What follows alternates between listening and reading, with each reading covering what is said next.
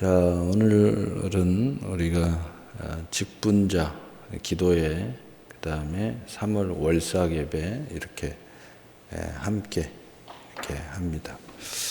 요즘 세상이 너무 바쁘고 또 우리 마음도 여유가 없고 또 삶도 여유가 없다 보니까 이렇게 따로 하지 못하고 이렇게 하는 것에 대해서 좀 마음을 다잡고 무엇이든지 이렇게 따로 하는 게 좋죠. 근데 함께 할 수밖에 없는 우리의 상황을 인식하면서 우리가 더 기쁘게 할 수 있는 것을 기대하면서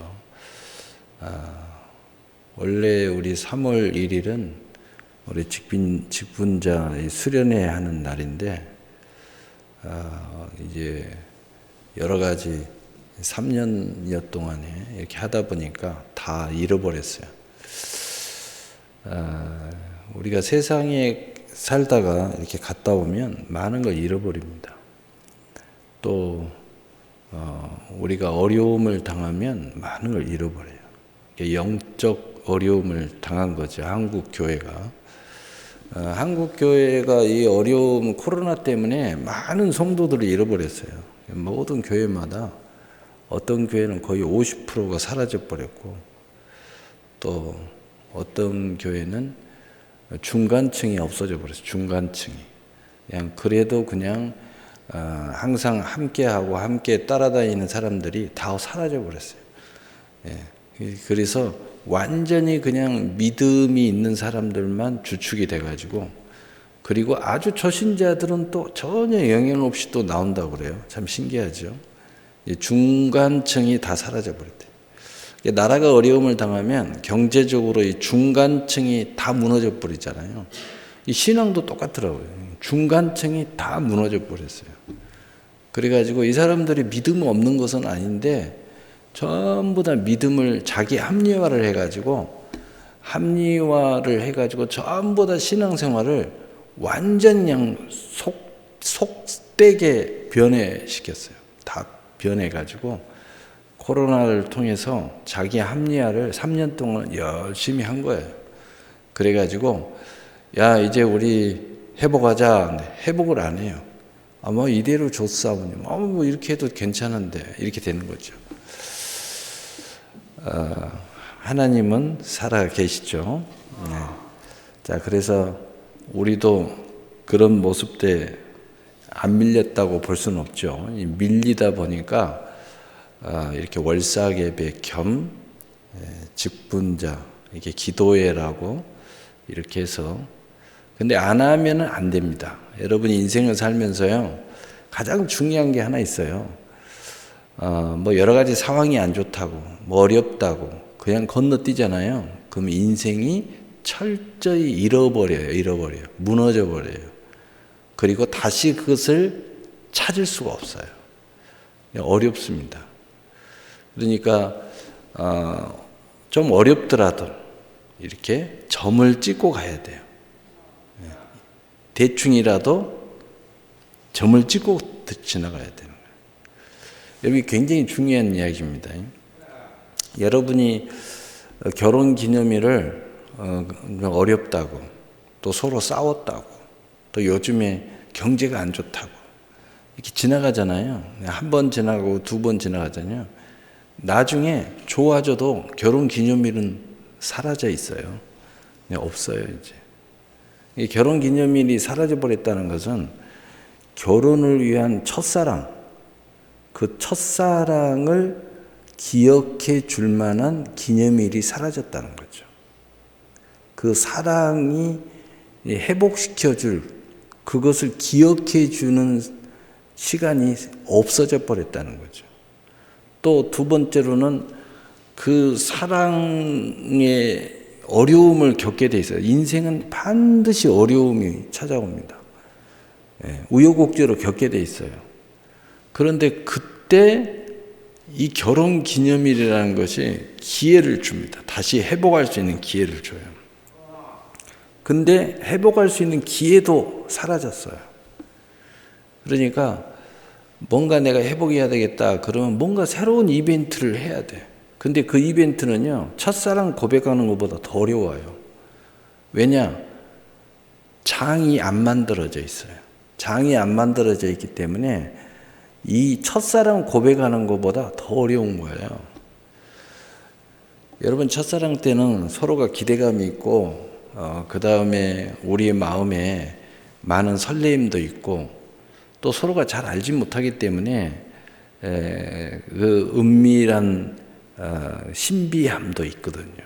그래서 첫사랑을 고백하는 이벤트는요, 굉장히 어려운 것 같아도 굉장히 쉬워요.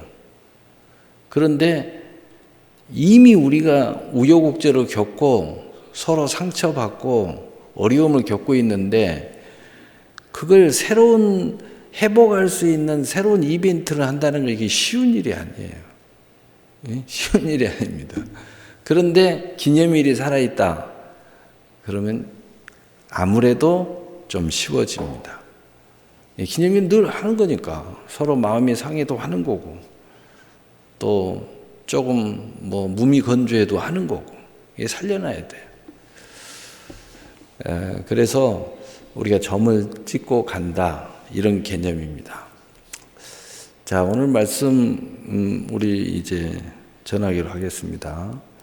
서론을 약간 했습니다. 오늘 말씀의 제목은 살아있는 믿음은 이렇게 움직인다. 제목을 띄워놓고요. 살아있는 믿음은 이렇게 움직인다. 라는 제목으로 오늘 월사개배, 3월 월사개배 또 직분자 기도의 말씀을 전하도록 하겠습니다. 살아있다는 것은 움직인다는 뜻입니다. 움직이지 않는 것은 살아있지 않습니다. 인간은 왜 인간이나 동물과 뭐가 있느냐? 생각한다는 겁니다. 그리고 문화를 꿈꾸고 발전을 꿈꾸고 뭔가 더 큰 부흥을 꿈꾸는 것이 인간과 동물의 차이죠. 이게 살아있다는 것. 근데 무엇이 살아있어요? 믿음이 살아있다는 거죠. 살아있는 믿음은 이렇게 움직인다라는 거죠. 그러니까 그냥 살아있는 게 아니라 믿음이 살아있어야 된다는 거죠. 믿음이 살아있다. 믿음이 살아있다는 것은 무엇을 이야기하는 것입니까? 여기서 세상 사람들이 살아있는 모습과 그리스도인이 살아있는 모습이 갈리는 겁니다.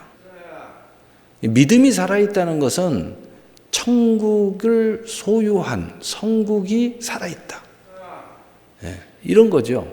믿음의 모습이 살아있다는 거죠. 자, 그래서 믿음이 살아있다는 것은 바로 그 믿음에 대한 하나님에 대한 그 은혜로 말미암아 오신 예수 그리스도, 그리고 그 예수 그리스도를 통하여 내게 주어진 자녀의 권세, 죄와 사망의 법이 우리 안에서 죽고 생명의 성령의 법이 살아있는 그 믿음의 생기가 살아있다는 거죠. 그런데 이 믿음을 살아있다는 것의 이제 궁극적인 모습을 보면은 많은 사람들이 믿음을 사용하는 데 있어서 하나님을 움직이려고 그래요. 여러분, 하나님을 움직이는 것은 믿음이 아닙니다. 하나님은 어제나 오늘이나 언제나 동일하신 분이에요. 하나님의 뜻도 동일하고 말씀도 동일하고 이미 창세전에 모든 것을 계획하시고 예정하시고 섭리하시고 역사하고 계세요. 그런데 하나님을 움직이려고 한다. 하나님의 뜻을 바꿔버리려고 한다. 그건 믿음이 아니에요. 그것은 교만이고 오만이고 그리고 잘못된 착오적 믿음이다. 믿음은 뭐냐? 내가 바뀌는 거예요. 하나님을 바뀌는 것이 아니라 내가 바뀌는 거다. 나를 바꾸는 거다. 이게 굉장히 중요한 이야기입니다. 그래서 살아있는 믿음은 뭐냐? 계속해서 내가 하나님의 뜻 안에서 바뀌어가는 거예요. 하나님의 계획과 예정 안에 내가 자꾸 내 인생을 들어가는 거죠. 여러분, 세상에서 많은 어려움을 겪을 때에 많은 사람들은 그런 이야기를 합니다. 야, 정부 탓이야. 요즘 세상 탓이야. 야, 이렇게 정책을 해가지고. 여러분, 그런 사람들은요, 항상 고난을 겪어요. 왜냐? 주변 탓, 환경 탓을 하고 있는 거죠. 이건 자기가 바꿀 수도 없고, 그리고 이것이 쉽게 변화되지도 않아요. 가장 좋은 것은 뭐예요? 세상 탓하지 말고 이런 세상이 무쌍한 세상이 지금 굉장히 빨리 변화되고 있고 새로운 시대가 막 도래되고 있는데 이 세상 탓을 하는데 뭔 일이 잘 되겠어요? 그러지 말고 빨리 자신을 바꾸어서 세상에 적응해야 된다. 그래야 세상의 축복의 사람이 될 수 있어요. 나를 빨리 바꾸고 가야죠. 언제까지 세상 탓할 거예요? 언제까지 코로나 탓할 거예요?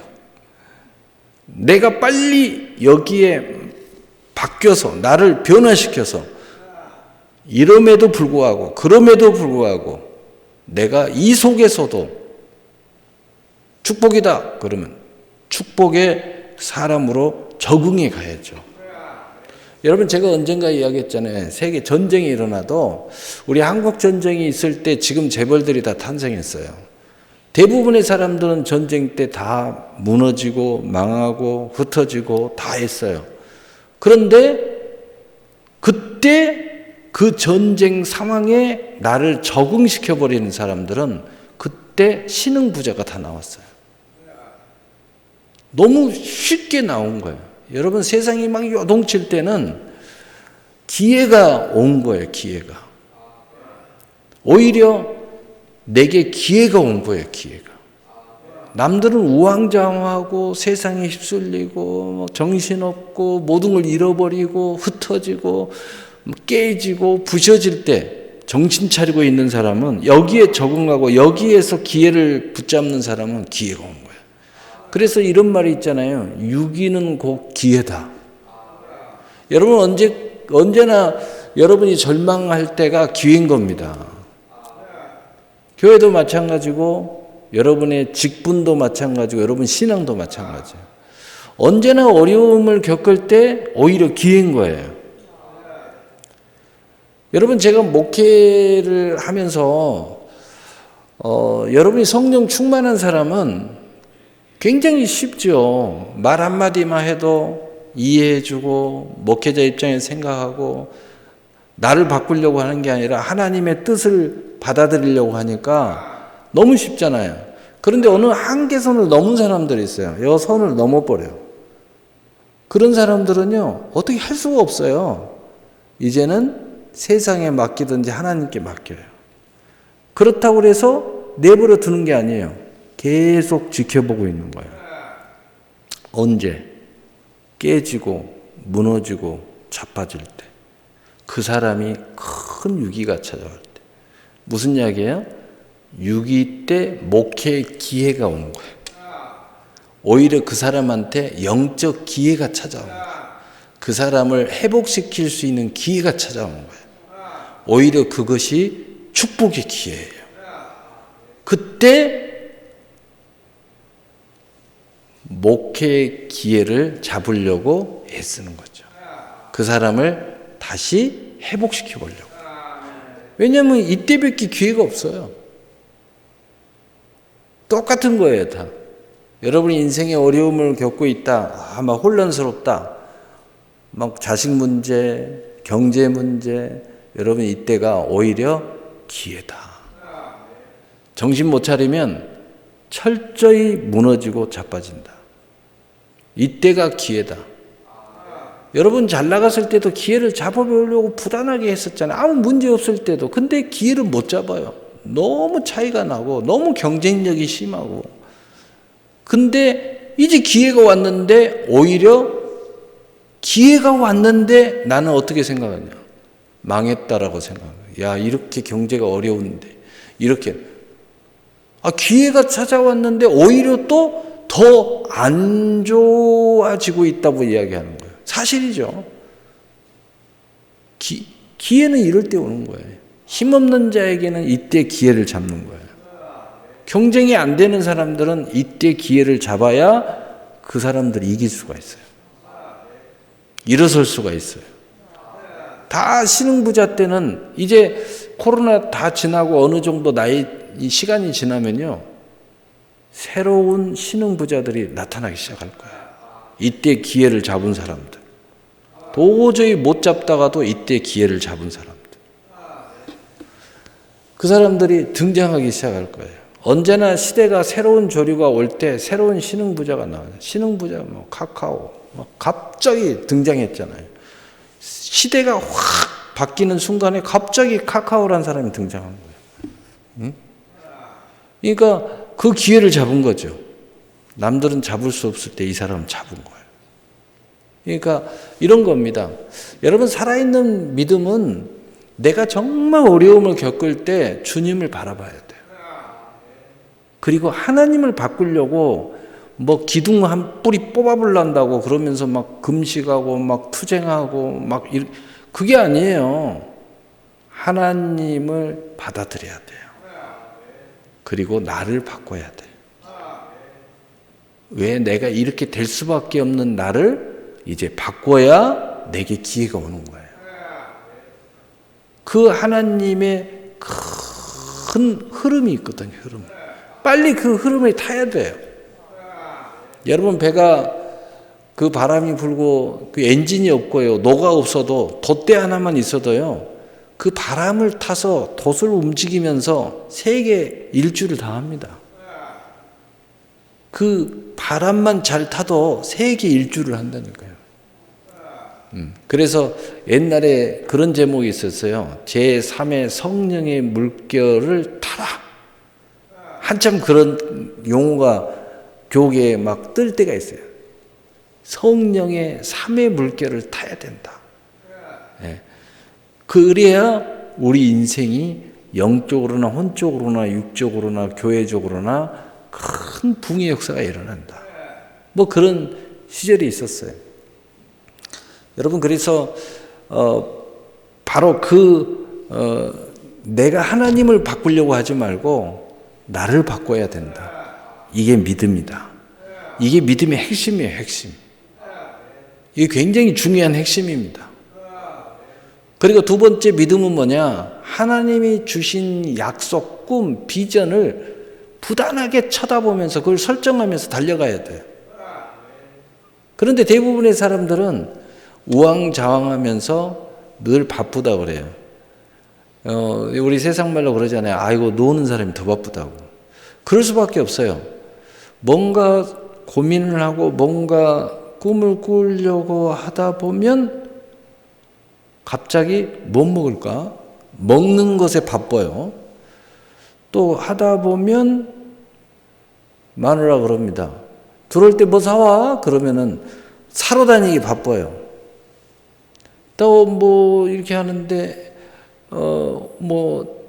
좀 꿈꾸고 비전을 향해서 뭔가 해보려고 하면 자식이 그럽니다. 시험 끝났는데 우리 회식하죠? 그럽니다. 그래야지. 그러면 회식을 뭐 할까 하다가 바빠요. 그래 무슨 얘기냐면은 진짜 나를 발전시키고 진짜 믿음의 역사를 일으키는 데 바빠야 되는데 일상에 바쁘다는 거예요. 일상이 믿음을 죽여버린다는 거죠. 여러분, 일상이 믿음을 죽이면 안 돼요. 믿음이 일상을 끌고 가야죠. 그래야 더 나은 일상이 펼쳐지는 거예요. 회식을 해도 더 좋은 회식을 할 수 있고, 여행을 가도 더 멋진 여행을 할 수 있고, 그런데 일상이 나의 비전과 꿈을 삼켜버리면 내일의 믿음의 역사가 작동하지를 않는 거예요. 살아있는 믿음은 언제나 움직여야 되고 성장해야 되는데 움직이고 성장할 수가 없는 거예요. 일상이 나의 믿음을 계속 잡아먹어 버려요. 믿음으로 가야 뭔가 기적이 일어나고 뭔가 하나님의 큰 큰 역사가 일어나는데 나의 일상이 계속 나를 잡아먹어 버리는 거예요. 뭐 쓸데없이 바쁜 거예요. 쓸데없이.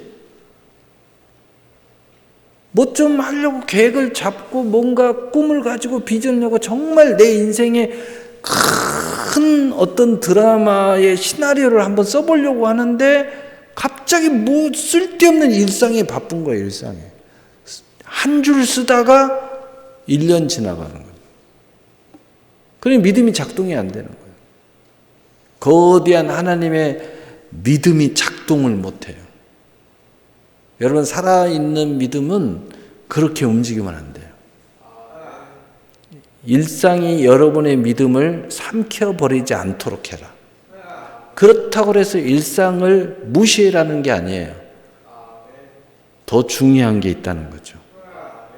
그래서 세 번째 믿음은 벌써 우선순위, 먼저 해야 될 것을 아는 것이 살아있는 믿음이에요.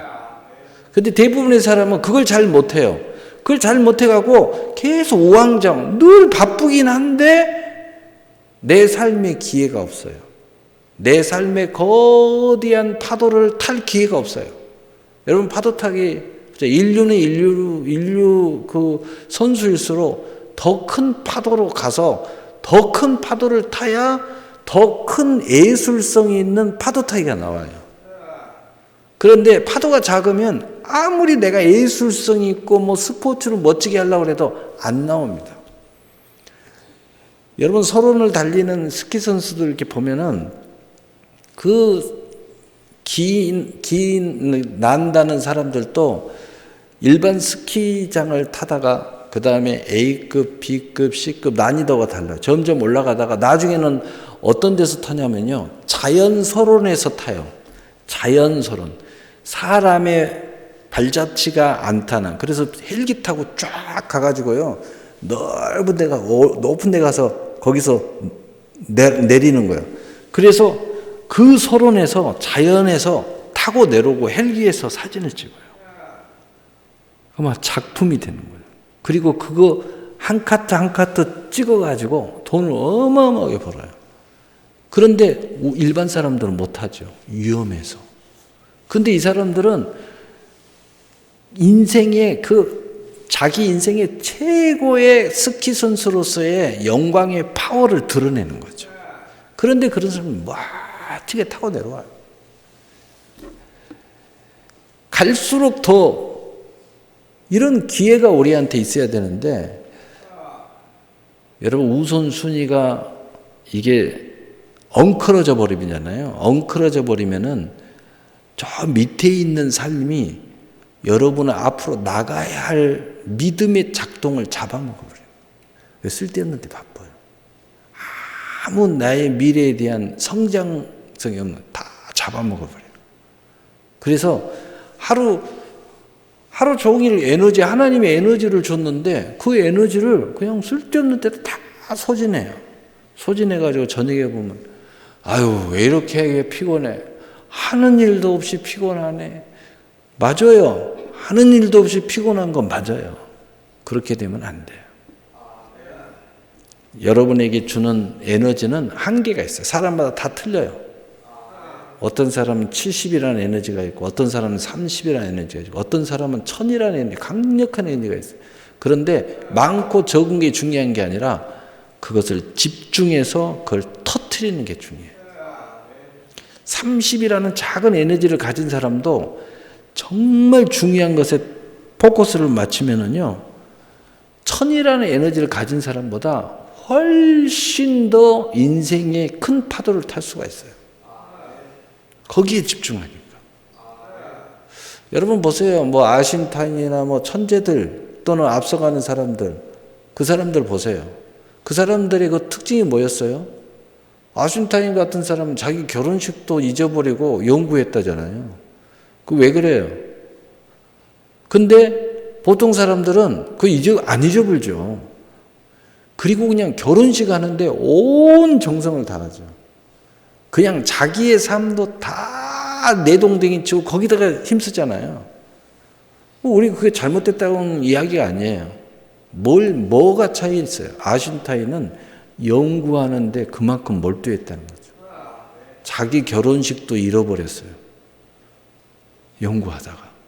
사람이 와가지고 지금 뭐 하냐고. 당신 결혼식인데 지금 여기서 뭐 하냐고. 그때서야 오늘 내 결혼식이지. 그거 쫓아갔다는 거 아닙니까? 이게 살아있는 믿음은 집중할 줄 알아야 된다. 우선순위가 뭔 줄 알아야 된다는 거예요.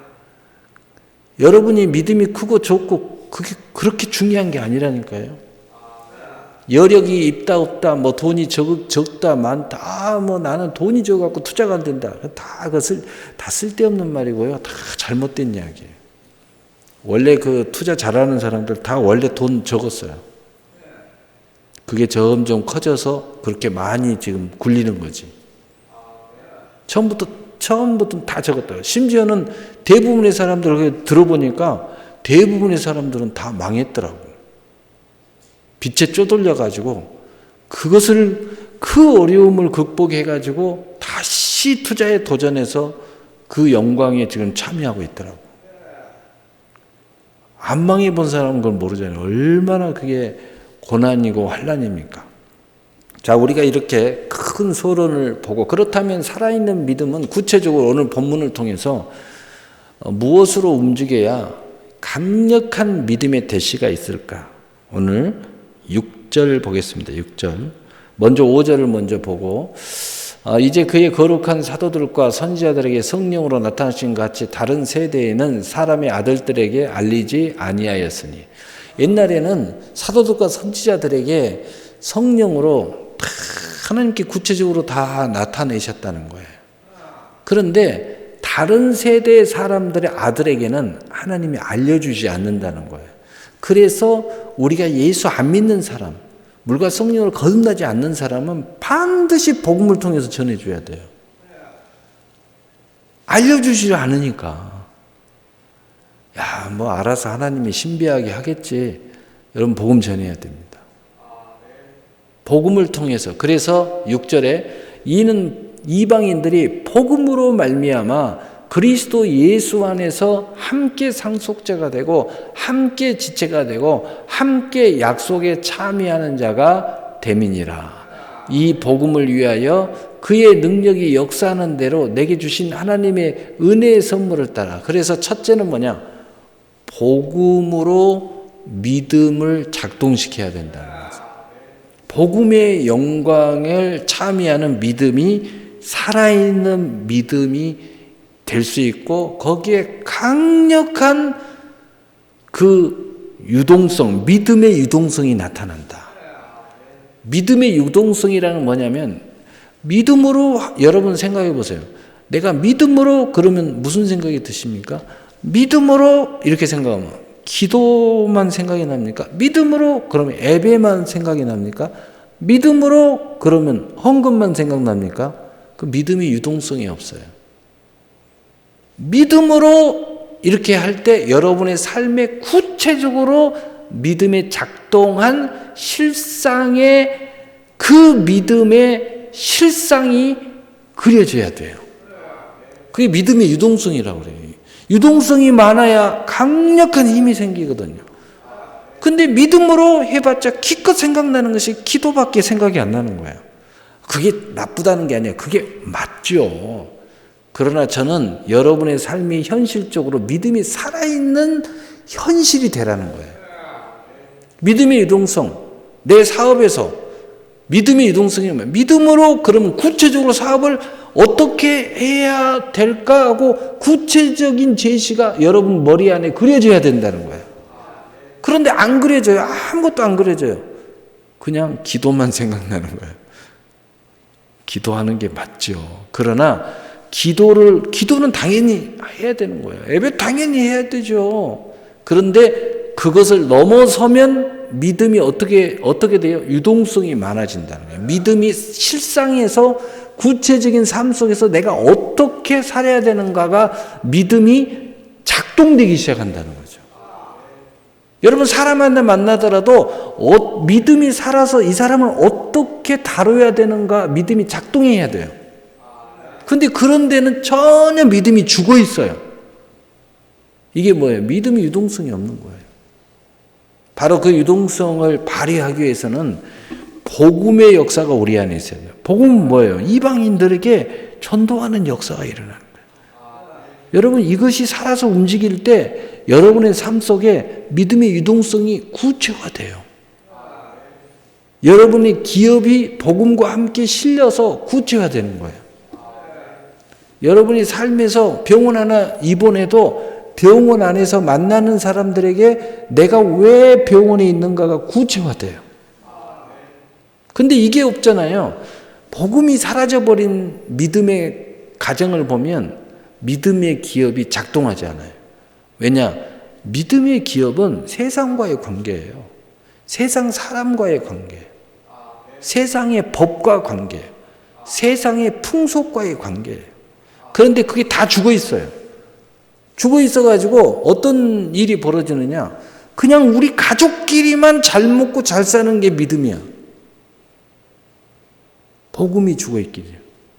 복음이 살아있어야 이게 이방인들과 연결이 되는 거죠. 믿음을 가지면서도 연결이 돼요. 이 복음이 죽어버리면은, 복음의 능력을 모르면은 우리 믿음이 우리 안에서만 살아있지 세상과 연결이 안 돼요.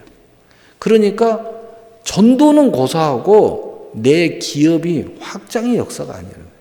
그래서 여러분 신앙생활 따로 기업생활 따로가 됩니다. 따로. 복음이 살아야 이게 같이 연결이 돼서 나가는 거예요. 그래서 여러분 이 복음은 하나님의 능력인데 여러분의 모든 축복에 복음이 함께 동행해야 돼요. 그래야 여러분의 삶이 능력이 나타나요. 세상 사람과 만났을 때도 능력이 나타나는 거예요. 그 다음에 7절, 이 복음을 위하여 그의 능력이 역사하는 대로 내게 주신 하나님의 은혜의 선물을 따라 내가 일꾼이 되었노라. 이 믿음이 살아 역사하는 믿음은 바로 이렇게 움직여야 돼요. 여러분의 믿음은 남을 흉내내는 믿음이 되면 안 된다. 내게 주신 은혜의 선물을 따라 믿음이 작동돼야 된다. 그래서 여러분이 받은 은혜의 선물이 무엇인지 먼저 알아야 돼요. 이걸 따라서 작동해야죠. 그런데 대부분의 믿음의 사람은 뭐냐? 남을 흉내내. 요즘 세상 사람들도 다 그러잖아요. 우리 애들 이거 보면은 뭐 누가 어쩌다더라, 저거 기업을 하면 뭐 쉽다더라, 이렇게 가면 뭐 군대 안 간다더라, 이렇게 가면 군대가 편한다더라. 그러면 그 길을 따라서 가려고 그래요. 여러분 그건 인생 망치는 겁니다. 인생 망치는 거예요. 인생 망치는 거예요. 내 하나님이 주신 내 은혜의 선물을 따라가야죠. 선물을 따라 일꾼 그러면 교회 안에서만 생각을 해요. 교회 안에서만 일꾼이 아니에요. 여러분이 기업에도 일꾼인 거야. 하나님이 주신 기업이니까 거기도 일꾼이야. 여러분이 기업을 하든 직장생활을 하든 거기 은혜의 선물을 따라 가야 되는 거예요. 기업을 세워도 여러분의 은혜의 선물을 따라 기업을 세워야 돼요. 그래야 여러분의 믿음이 강력한 세밀하고 정밀하고 강력한 파워가 나타나기 시작합니다. 왜? 이미 내 안에 있는 각양각색의 은사를 사용하는 거니까. 능력이 이미 내 안에 있어요. 그것을 조금만 깨우기만 하면 돼요. 그걸 깨워주니까 강력한 파워가 나타나는 거죠. 근데 내 안에 이 선물이 전혀 없는데 그냥 머리로만 생각해가지고 남 따라가고 머리로 생각할 때 저게 편할 것 같고 저거 하면 돈을 많이 벌 것 같고 엉뚱한 생각을 하는 거예요. 그러니까 인생이 파장이 되는 거예요. 파장. 힘겨워해요. 왜냐? 내 은혜의 선물을 따라 가지 않기 때문에 엉뚱한 짓을 하니까 내 안에 그 은사가 없어요. 내 안에 파워가 없어. 내 안에 거기에 대한 능력이 없어요. 그런데 그 길을 가려고 하는 거예요. 내가 보면 저 친구는 공부로 승부를 걸 수 있는 친구가 아니야. 그런데 그걸 따라가려고 하는 거예요. 어렵습니다. 어려워요. 늘 좌절을 맛보게 돼 있어요. 그 좌절이요, 계속 반복이 되고 내 안에 은사도 없는데 계속 반복이 되면요, 실패자가 돼요. 아무것도 못합니다. 그런데 하면 할수록 나는 몰랐는데 내가 제법 잘하네. 하면 할수록 능력이 나타나네. 하면 할수록 이제는 사람들도 인정해 주네. 신이 나는 거죠. 하면 할수록 하나님이 기름을 부어주네. 은혜의 선물을 따라 가는 사람은 이런 역사가 일어나요. 이런 역사가 일어나요. 8절 읽읍시다. 모든 성도 중에 지극히 작은 자보다 더 작은 나에게 이 은혜를 주신 것은 측량할 수 없는 그리스도의 풍성함을 이방인에게 절하게 하시고 영원부터 만물을 창조하신 하나님 속에 감추었던 비밀의 경륜이 어떠한 것을 드러내게 하려 하심이라. 이는 이제 교회로 말미암아 하늘에 있는 통치자들과 권세들에게 하나님의 각종 지혜를 알게 하려 하심이니. 세 번째로는 교회입니다. 여러분, 믿음은 교회를 통해서 작동한다는 걸 아셔야 돼요. 그래서 교회의 머리는 그리스도고 우리는 그의 지체고 천하 만물을 충만케 하는 충만이 여기 있고 음부의 권세를 이기는 권세가 여기 있어요.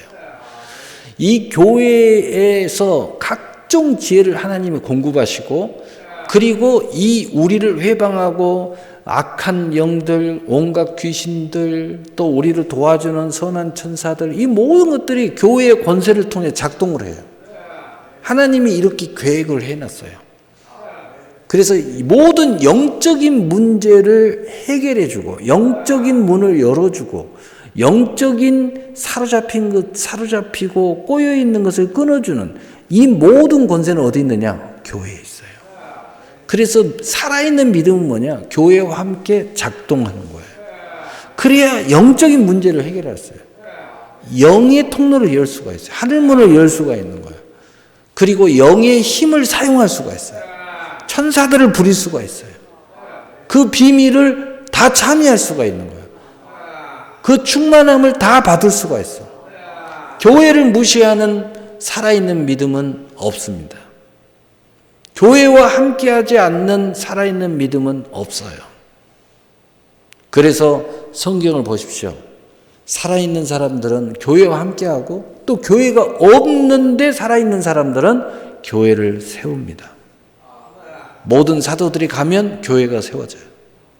모든 충만한 성도들이 모이면 교회가 세워집니다. 흩어져도 다시 교회가 세워요. 왜냐? 교회가 그런 곳이에요. 그래서 교회와 함께하는 바로 이 역사가 살아있는 믿음, 바로 살아있는 믿음이 움직이는 원리다 이 말이에요. 여러분 삶 속에서 그 모든 것들에 대한 하나님의 뭔가를 역사하고, 오늘 와서 뭔가 내가 축복을 받고 싶다. 그래서 오늘 교회에 오늘 월삭 예배 참여하신 거예요. 근데 이걸 모르는 사람들은 오늘 이 시간을 쉽게 생각하는 거죠. 이 교회에는 이 영적인 문제를 해결하지 않고서는 여러분이 원하는 그러한 인생을 살아갈 수 없어요. 믿음이 작동하지 않아요. 오직 믿습니다. 믿습니다. 아무리 해보세요. 믿음이 작동 안 합니다. 왜냐하면 여러분이 아무리 이성적으로, 논리적으로, 또 뭐 육체 연습하듯이 열심히 연습으로 하늘의 키가 열리지 않으면 해결이 안 돼요. 귀신의 문제가 해결되지 않으면 아무것도 되는 일이 없어요. 여러분의 인생이 강하게 흐르는 저주의 줄기가 끊어지지 않으면, 그게 풀어지지 않으면 안 열려요. 여러분 자신 스스로도 안 바뀌어요. 이것 좀 고치고 싶은데 안 고쳐지는 거예요. 그런데 신비하게 어느 날 갑자기 하나님 앞에 은총을 받으면 고쳐져요. 신비하게 그냥 탁 고쳐지는 거예요. 그렇게 담배도 안 끊어졌는데 어느 날 탁 끊겨요. 어느 날 내가 마음 먹으니까 그냥 끊어져 버려요. 그게 바로 교회와 함께하는 하나님 은총입니다. 교회는 그러한 하늘문, 영적인 모든 문제, 나에 대한 영적으로 사로잡힌 모든 문제, 그리고 내가 믿음으로 작동하는 모든 원리를 우리에게 가르쳐주고 알려주고 그 옷을 입혀주고 그 기름을 부어주는, 그리고 그 충만함에 이르는, 천하 만물을 충만케 하는 충만함이 있고, 여기에 천국 열쇠가 있고, 여기에 음부의 권세를 이기는 권세가 있어요. 여러분, 이걸 꼭 아셔야 된다. 그래서 살아있는 믿음으로 작동시키는 역사가 일어나야 된다. 자, 그 다음에 11절에 곧 영원부터 우리 주 예수 그리스도 안에서 예정하신 뜻대로 하신 것이라 우리가 그 안에서 그를 믿음으로 말미암아 담대함과 확신을 가지고, 자, 이렇게 될 때 우리의 믿음이 담대함과 확신을 갖는 거예요. 믿음에 대한 담대함과 확신이라는 굉장히 중요한 거예요. 어떤 일이 있어도 담대함과 확신을 가진 사람은 절대 무너지지 않습니다. 뒤로 물러서지 않아요. 어떤 일이 있어도 어떻게처럼 다시 일어나요. 13절, 그러므로 너희에게 구하노니 너희를 위한 나의 여러 환난에 대하여 낙심하지 말라. 이는 너희의 영광이니라. 여러분, 살아있는 믿음의 작동의 마지막은 뭐냐면은, 어떤 환난을 만나도, 여기 있는 목사가 환난을 만나도, 교회가 환난을 만나도, 여러분 자신의 환난을 만나도, 여러분 이 모든 것은 여러분의 영광을 위한 하나님의 은혜의 통로라는 걸 아셔야 돼요. 그래서 고난당하는 것이 내게 유익이라. 또 이 환난을 지난 후에는 내 믿음이 정금같이 나오리라. 이런 무수한 말씀이 우리에게 있습니다. 그러니까 이걸 꼭 기억해야 돼요. 대부분의 사람들이 여기서 다 무너져 버려요. 여기서 하나님이 어디 있어? 하나님이 왜 나한테 이렇게 고난을 주는 거야? 왜 이렇게 하는 거야? 여러분, 그걸 잘 지나가야 영광에 참여하는 거예요. 이것이 있기 때문에 당신이 영광의 기회를 맞이하는 거예요. 우리 서론에서 이야기했잖아요. 이렇게 환경이 어려우니까 이때 정신 차리면, 그래서 당신이 기회를 잡는 거다. 그래서 지금 기회의 시대입니다. 부동산이 폭락하고, 또 지금 막 경제가 어렵고, 지금 굉장히 지금 사업하는 사람 어려울 거예요. 또 돈이 마른 사람도 굉장히 어렵고, 이럴 때는 차라리 내가 월급쟁이 했어야 되는데 이렇게 생각하는 사람도 있을 거예요. 그러나 월급쟁이한테는 기회가 없습니다. 지금 깨어있는 사람은 정말 큰 기회가 온 거예요. 정신을 차리고 살아있는 믿음을 가지고, 복음의 역사, 복음의 역사. 처음에 우리가 이야기했죠. 하나님을 변화시키지 말고 나를 변화시켜라. 그리고 그 하나님의 뜻을 쫓아가야 된다. 그리고 믿음을 움직여야 되는데 복음의 능력의 통로를 따라가야 된다. 그리고 여러분 안에 하나님 주신 은혜의 선물을 따라가야 된다. 그리고 교회의 신비한 영적인 권위를 사용해야 된다. 그리고 어떤 일이 있어도 이건 내게 당한 모든 것이 위익이고 영광에 참여하는 줄 알고 견뎌야 된다. 그리고 버텨야 된다. 그리고 끝까지 결과를 봐야 된다. 바로 그 사람이 영광에 참여하는 거예요. 그리고 정신을 부릅뜨고 이걸 가지고 있을 때 여러분은 큰 인생의 기회를 지금 잡을 수 있어요. 여러분, 이런 게 우리 IMF 때 한번 왔었잖아요. 우리 나라로 보면. 그 다음에 최근에 온 거예요. 이런 게 금방금방 오는 게 아니에요. 정신 바짝 차리면 여러분에게 큰 기회가 오는 겁니다. 기회가 엄청나게 오는 거예요. 믿음도 마찬가지예요. 지금 믿음을 통한 걸 이야기하는 거죠. 이런 과정을 정말 살아있는 믿음으로 이렇게 움직이면 삶의 기회가만 오는 것이 아니라, 인생만 바꾸는 것이 아니라 여러분의 믿음도 큰 믿음으로, 귀한 믿음으로, 하나님 앞에 복된 믿음으로 이제 세워질 줄로 믿습니다. 우리 찬송가